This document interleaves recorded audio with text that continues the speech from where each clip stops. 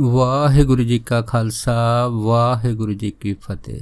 ਗੁਰੂ ਪਿਆਰੀ ਗੁਰੂ ਸਵਾਰੀ ਪਰਮ ਸਤਿਕਾਰਯੋਗ ਸਾਧ ਸੰਗਤ ਜੀਓ, ਅੱਜ ਦਾ ਆਸ ਆਪਣੇ ਆਪ ਕਲਮ ਦਾ ਚੱਲਣਾ, ਜਿਸ ਨੂੰ ਅਸੀਂ ਕਹਿੰਦੇ ਹਾਂ ਆਟੋਮੈਟਿਕ ਹੈਂਡ ਰਾਈਟਿੰਗ, ਇਹ ਕਿਵੇਂ ਹੁੰਦੀ ਆ, ਇਸ ਦੇ ਉੱਪਰ ਇੱਕ ਤਿਲ ਮਾਤਰ ਵਿਚਾਰ ਆਪ ਸਾਰੀਆਂ ਸੰਗਤਾਂ ਨਾਲ ਸਾਂਝਾ ਕਰਦਾ ਹੈ। ਅਸਲ ਦੇ ਵਿੱਚ ਕੀ ਆ ਕਿ ਆਮ ਤੌਰ 'ਤੇ ਅਸੀਂ ਦੇਖਦੇ ਹਾਂ ਕਿ ਦੇਖਣ ਦੇ ਨਾਲੋਂ ਸੋਚਣ ਦੀ ਰਫਤਾਰ ਘੱਟ ਆ, ਅਤੇ ਸੋਚਣ ਦੇ ਨਾਲੋਂ ਬੋਲਣ ਦੀ ਰਫਤਾਰ ਘੱਟ ਹੁੰਦੀ ਆ, ਅਤੇ ਬੋਲਣ ਨਾਲੋਂ ਲਿਖਣ ਦੀ ਰਫਤਾਰ ਘੱਟ ਹੁੰਦੀ ਆ। ਪਰ ਜਿਵੇਂ ਆਪਾਂ ਇਹ ਜਿਹੜਾ ਹੈਗਾ ਉਹ ਸਧਾਰਨ ਤੌਰ 'ਤੇ ਦੇਖਦੇ ਹਾਂ ਕਿ ਬਾਣੀ ਗੁਰੂ ਨਾਨਕ ਸਾਹਿਬ ਜਿੱਥੇ ਵੀ ਗਏ ਆ, ਜਿਸ ਜਗ੍ਹਾ ਵੀ ਗੋਸ਼ਟੀ ਕੀਤੀ ਆ, ਕਿਸੇ ਵੀ ਜਿਵੇਂ ਭਗਤਾਂ ਦੀ ਬਾਣੀ ਹੈ, ਆਪਾਂ ਕਹਿੰਦੇ ਗੁਰੂ ਨਾਨਕ ਸਾਹਿਬ ਮਹਾਰਾਜ ਨੇ ਇਕੱਠੀ ਕੀਤੀ ਹੈ। ਉਸ ਤੋਂ ਬਾਅਦ ਇਹ ਸਾਰੀ ਬਾਣੀ ਇਕੱਠੀ ਕਰਕੇ ਉਹਨਾਂ ਨੇ ਫਿਰ ਦੂਸਰੀ ਪਾਤਸ਼ਾਹੀ ਨੂੰ, ਦੂਸਰੀ ਨੇ ਤੀਸਰੀ, ਚੌਥੀ, ਪੰਜਵੀਂ, ਇਸ ਤਰ੍ਹਾਂ ਜਿਹੜੀ ਕਰਮ ਜਿਹੜੀ ਹੈ ਬਾਣੀ ਗੁਰੂ ਅਰਜਨ ਦੇਵ ਮਹਾਰਾਜ ਤੱਕ ਪਹੁੰਚੀ। ਅਤੇ ਗੁਰੂ ਅਰਜਨ ਦੇਵ ਮਹਾਰਾਜ ਨੇ ਸਾਰੀ ਬਾਣੀ ਦੀ ਇਕੱਤਰਤਾ ਕਰਕੇ ਇਸ ਨੂੰ ਸੋਧ ਕੇ ਧੰਨ ਗੁਰੂ ਗ੍ਰੰਥ ਸਾਹਿਬ ਮਹਾਰਾਜ ਦਾ ਪ੍ਰਕਾਸ਼ ਕੀਤਾ ਹੈਗਾ। ਅਸਲ ਦੇ ਵਿੱਚ ਕੀ ਆ ਕਿ ਆਪਾਂ ਜਦੋਂ ਗੁਰਬਾਣੀ ਨੂੰ ਥੋੜ੍ਹਾ ਜਿਹਾ ਨਾ ਗੌਰ ਦੇ ਨਾਲ ਵਿਚਾਰਦੇ ਹਾਂ ਅਤੇ ਦੋ ਪੱਖ ਦੇ ਸਾਹਮਣੇ ਆਉਂਦੇ ਆ। ਇੱਕ ਪੱਖ ਕੀ ਹੁੰਦਾ, ਇੱਕ ਹੁੰਦੀ ਹੈ ਬਾਹਰਲੀ ਦ੍ਰਿਸ਼ਟੀ, ਜਿਹਨੂੰ ਅਸੀਂ ਕਹਿੰਦੇ ਬਾਹਰਲੀ ਦੁਨੀਆ, ਅਤੇ ਦੂਸਰੀ ਹੁੰਦੀ ਹੈ ਅੰਦਰਲੀ ਦੁਨੀਆ, ਅੰਦਰਲੀ ਦ੍ਰਿਸ਼ਟੀ। ਅਸਲ ਦੇ ਵਿੱਚ ਕੀ ਹੁੰਦਾ ਹੈ ਕਿ ਜਿਹੜੀ ਬਾਹਰ ਦੀ ਦ੍ਰਿਸ਼ਟੀ ਹੈ ਨਾ, ਜਿੱਥੋਂ ਅਸੀਂ ਇਹ ਦੇਖਦੇ ਹਾਂ ਕਿ ਸਾਰੀ ਬਾਣੀ ਬਾਬੇ ਨਾਨਕ ਨੇ ਜਿੱਥੇ ਵੀ ਗਏ ਆ, ਜਿੱਥੇ ਦੇ ਵੀ ਮਹਾਂਪੁਰਖ ਹੋਏ ਆ, ਉਹਨਾਂ ਮਹਾਂਪੁਰਖਾਂ ਦੇ ਜਿਹੜੇ ਅੱਗੇ ਪੈਰੋਕਾਰ ਜੋ ਹੋਏ ਆ, ਉਹਨਾਂ ਦੇ ਨਾਲ ਵਿਚਾਰ ਕਰਕੇ ਇਹ ਬਾਣੀ ਦਾ ਸੰਗ੍ਰਹਿ ਕੀਤਾ ਹੈ ਅਤੇ ਗੁਰੂ ਅਰਜਨ ਦੇਵ ਮਹਾਰਾਜ ਤੱਕ ਪਹੁੰਚੀ। ਇਹ ਤਾਂ ਇੱਕ ਬਾਹਰਲੀ ਦ੍ਰਿਸ਼ਟੀ ਦਾ ਜਿਹੜਾ ਨਾ ਘਟਨਾਕ੍ਰਮ ਆਪਾਂ ਮੰਨਦੇ ਹਾਂ। ਪਰ ਜੋ ਦੂਸਰਾ ਹੈ ਗੁਰਬਾਣੀ ਦਾ ਘਟਨਾਕ੍ਰਮ, ਉਹਦੇ ਵਿੱਚ ਅਸੀਂ ਦੇਖਦੇ ਹਾਂ ਕਿ ਜੋਤ ਊਹਾਂ ਜੁਗਤ ਸਾਹਿ ਸਹਿ ਕਾਇਆ ਫਿਰ ਪਲਟੀ ਹੈ। ਭਾਵ ਕੀ ਹੈ, ਜੋਤ ਉਹੀ ਆ ਨਿਰੰਕਾਰ ਅਕਾਲ ਪੁਰਖ ਗੁਰੂ ਨਾਨਕ ਸਾਹਿਬ ਮਹਾਰਾਜ ਦੀ, ਉਹੀ ਜੋਤ ਦੂਸਰੇ ਜਾਮੇ 'ਚ, ਉਹੀ ਤੀਸਰੇ 'ਚ, ਚੌਥੇ, ਪੰਜਵੇਂ 'ਚ। ਇਸੇ ਤਰ੍ਹਾਂ ਇਹ ਜੋਤ 10 ਪਾਤਸ਼ਾਹਾਂ ਦੇ ਵਿੱਚੋਂ ਦੀ ਹੁੰਦੀ ਹੋਈ ਅਖੀਰ ਸ਼ਬਦ ਰੂਪ ਧੰਨ ਗੁਰੂ ਗ੍ਰੰਥ ਸਾਹਿਬ ਮਹਾਰਾਜ ਦੇ ਵਿੱਚ ਸਦਾ ਲਈ ਟਿਕ ਗਈ। ਸੋ ਕਹਿਣ ਤੋਂ ਭਾਵ ਇਹ ਹੈ ਕਿ ਜਦ ਜੋਤ ਉਹੀ ਆ, ਫਿਰ ਗਿਆਨ ਵੀ ਉਹੀ ਆ, ਫਿਰ ਸਭ ਕੁਛ ਹੀ ਉਹੀ ਆ। ਕਿਸੇ ਨੇ ਕਿਸੇ ਤੋਂ ਕੀ ਲੈਣਾ ਅਤੇ ਕੀ ਦੇਣਾ ਹੈਗਾ, ਇਹ ਤਾਂ ਫਿਰ ਕੋਈ ਸਵਾਲ ਨਹੀਂ ਰਹਿ ਜਾਂਦਾ। ਜਿਉਂ ਇਉਂ ਕਹਿ ਲਓ ਕਿ ਜਿਵੇਂ ਕੋਈ ਇੱਕ ਵਿਅਕਤੀ ਹੈਗਾ, ਉਸ ਦਾ ਇੱਕ ਘਰ ਹੈ, ਲੇਕਿਨ ਉਸ ਘਰ ਦੇ ਵਿੱਚ ਕਈ ਕਮਰੇ ਆ, ਅਤੇ ਉਹ ਕਦੀ ਚਿੱਤ ਕਰਦਾ ਕਦੀ ਕਿਸੇ ਕਮਰੇ 'ਚ ਜਿਹੜਾ ਹੈਗਾ ਉਹ ਆਪਣੀ ਰਿਹਾਇਸ਼ ਕਰਦਾ, ਕਦੀ ਕਿਸੇ 'ਚ, ਕਦੀ ਕਿਸੇ 'ਚ, ਲੇਕਿਨ ਹੈ ਤਾਂ ਉਹ ਇੱਕ ਸਿੰਗਲ ਪਰਸਨ। ਇਸੇ ਤਰ੍ਹਾਂ ਜਿਹੜੀ ਜੋਤ ਹੈ ਗੁਰੂ ਨਾਨਕ ਸੀ ਹੈ ਤਾਂ ਇੱਕੋ ਇੱਕ। ਸੋ ਇਹ ਜਿਹੜੀ ਜੋਤ ਹੈ ਇਹ ਇਕੱਲੀ ਇੱਕ ਜਗ੍ਹਾ ਨਹੀਂ ਹੈ, ਸਾਰਿਆਂ ਦੇ ਵਿੱਚ ਵਿਆਪਕ ਆ, ਕਣ ਕਣ ਦੇ ਵਿੱਚ ਵਿਆਪਕ ਹੈਗੀ ਆ। ਅਤੇ ਜਿਹੜੀ ਜੋਤ ਕਣ ਕਣ ਦੇ ਵਿੱਚ ਵਿਆਪਕ ਹੈ, ਉਹ ਆਪ ਹੀ ਸਾਰੀ ਖੇਡ ਨੂੰ ਜਾਣਦੀ ਹੈ।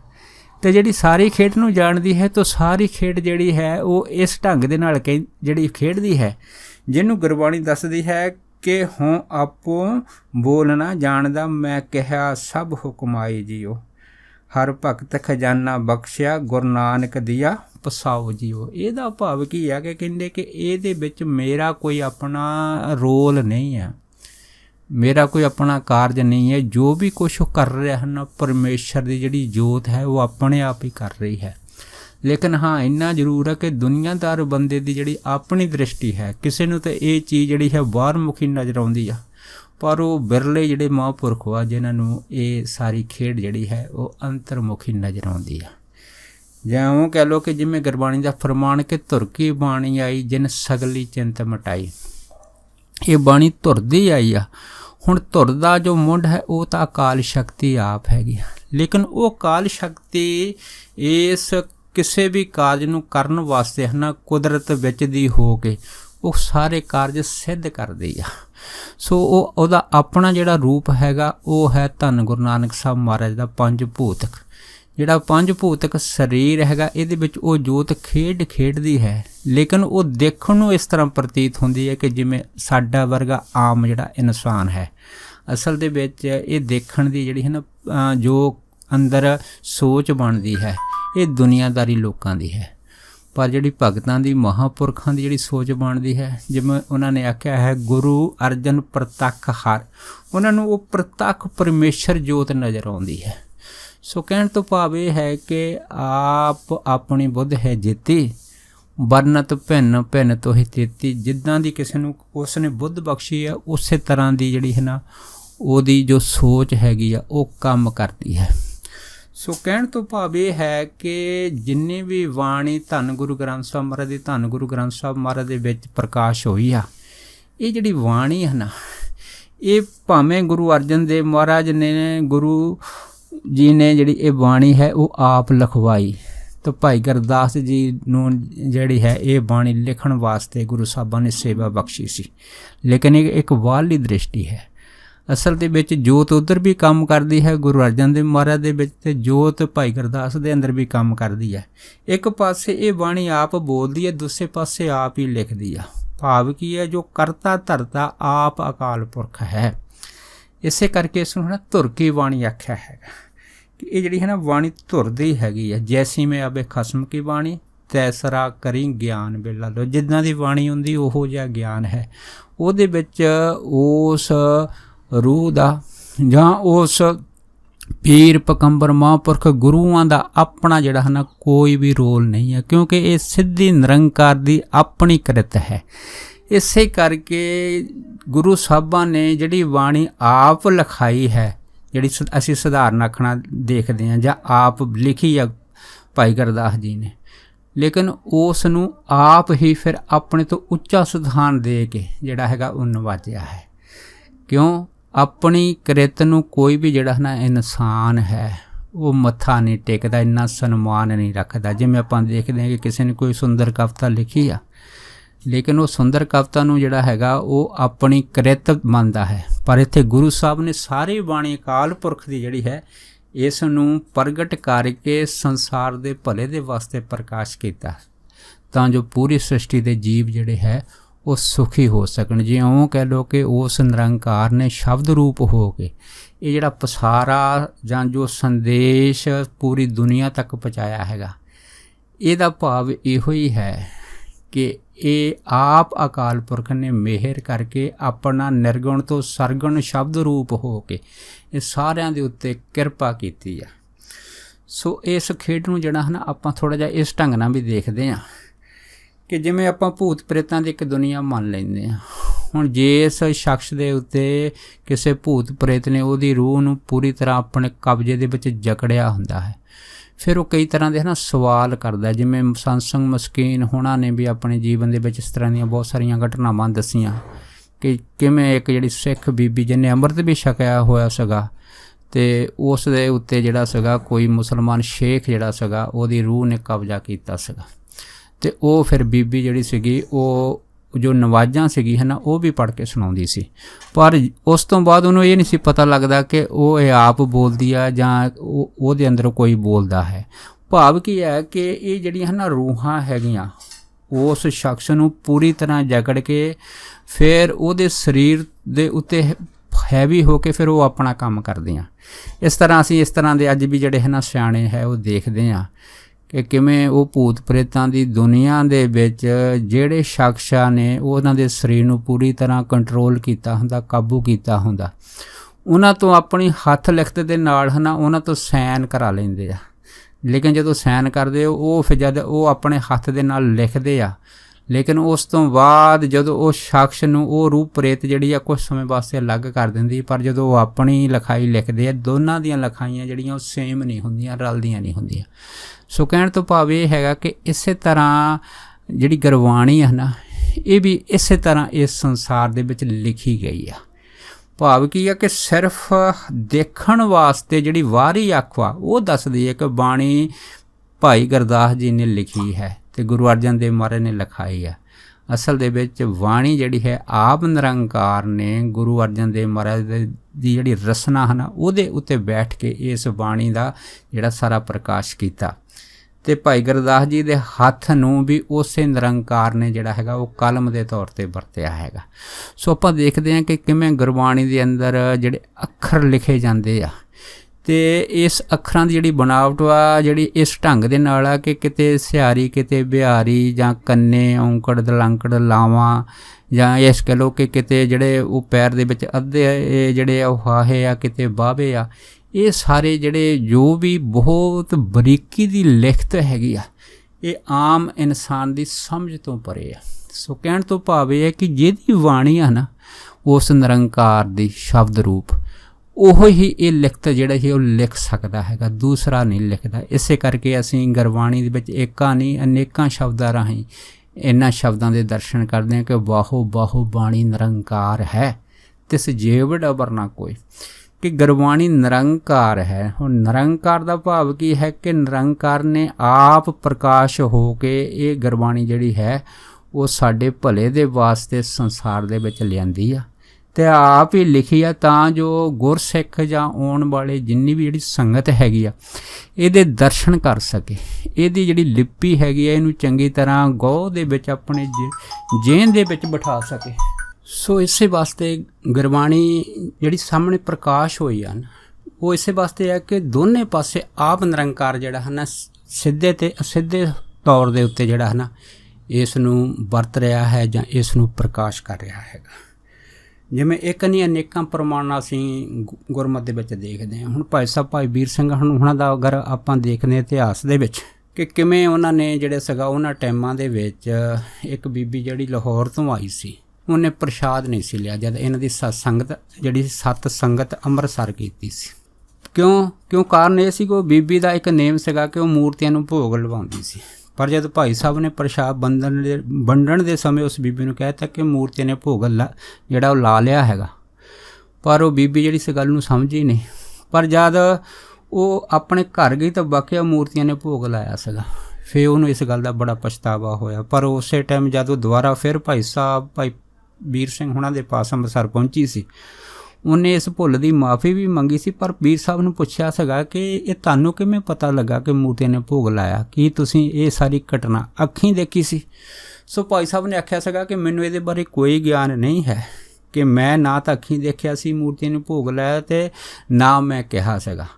ਹੁਣ ਉਸ ਮੂਰਤੀਆਂ ਨੂੰ ਭੋਗ ਲੱਗਿਆ ਕਿਹਨੇ ਦੇਖਿਆ ਸੀ ਅਤੇ ਕਿਹਨੇ ਕੀ ਗੱਲ ਕਹੀ ਸੀ ਕਿ ਇਹ ਮੂਰਤੀਆਂ ਨੂੰ ਭੋਗ ਲੱਗ ਚੁੱਕਾ ਹੈ। ਸੋ ਕਹਿਣ ਤੋਂ ਭਾਵ ਹੈ ਕਿ ਇਹ ਨਿਰੰਕਾਰ ਜੋ ਅਕਾਲ ਪੁਰਖ ਵਾ ਨਾ, ਉਹ ਆਪ ਹੀ ਜਿਹੜਾ ਹੈ ਨਾ ਇਹ ਕਾਰਜ ਕਰ ਰਿਹਾ ਹੈਗਾ। ਕਿਉਂ ਗੁਰਬਾਣੀ ਆਖਦੀ ਹੈ ਕਿ ਪ੍ਰਭ ਜੀ ਬਸੇ ਸਾਧ ਕੀ ਰਸਨਾ। ਹੁਣ ਜਿਨ੍ਹਾਂ ਨੇ ਆਪਣੇ ਸਰੀਰ ਨੂੰ ਸਾਧ ਲਿਆ, ਸੋਧ ਲਿਆ ਹੈਗਾ, ਜਦ ਸੋਧ ਕੇ ਉਹ ਜਿਹੜਾ ਸਰੀਰ ਖਾਲਸਾ ਹੋ ਜਾਂਦਾ, ਸੰਤ ਮਹਾਂਪੁਰਖ ਬ੍ਰਹਮ ਗਿਆਨੀ ਦੀ ਪਦਵੀ 'ਤੇ ਪਹੁੰਚਦਾ ਹੈਗਾ, ਅਤੇ ਉਸ ਸਰੀਰ ਦੇ ਉੱਤੇ ਪੂਰੇ ਅਤੇ ਪੂਰਾ ਅਕਾਲ ਪੁਰਖ ਦਾ ਆਪਣਾ ਜਿਹੜਾ ਹੈ ਨਾ ਵਜੂਦ ਹੋ ਜਾਂਦਾ, ਜਿਵੇਂ ਕਹਿ ਲਓ ਕਿ ਉਹਦਾ ਰੂਪ ਹੋ ਜਾਂਦਾ ਉਹ ਸਰੀਰ। ਫਿਰ ਉਹ ਜਿਹੜਾ ਸਰੀਰ ਜੋ ਵੀ ਬੋਲਦਾ ਹੈ ਨਾ ਉਹ ਫਿਰ ਸਤ ਹੁੰਦਾ ਹੈਗਾ।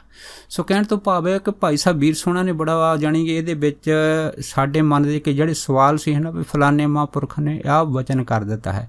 ਅਸਲ ਦੇ ਵਿੱਚ ਮਹਾਂਪੁਰਖ ਵਚਨ ਨਹੀਂ ਕਰਦੇ। ਉਹ ਕੀ ਹੁੰਦਾ ਹੈਗਾ ਕਿ ਉਹਨਾਂ ਦੇ ਰਸਨਾ ਦੇ ਉੱਤੇ ਪਰਮੇਸ਼ਰ ਆਪ ਬੋਲਦੇ ਆ। ਜਦੋਂ ਬੋਲਦੇ ਤਾਂ ਉਹ ਫਿਰ ਉਹ ਜਦ ਦੇਖਦੇ ਉਹ ਘਟਨਾ ਜਿਹੜੀ ਹੈ ਨਾ ਪ੍ਰਤੱਖ ਹੋਈ ਹੁੰਦੀ।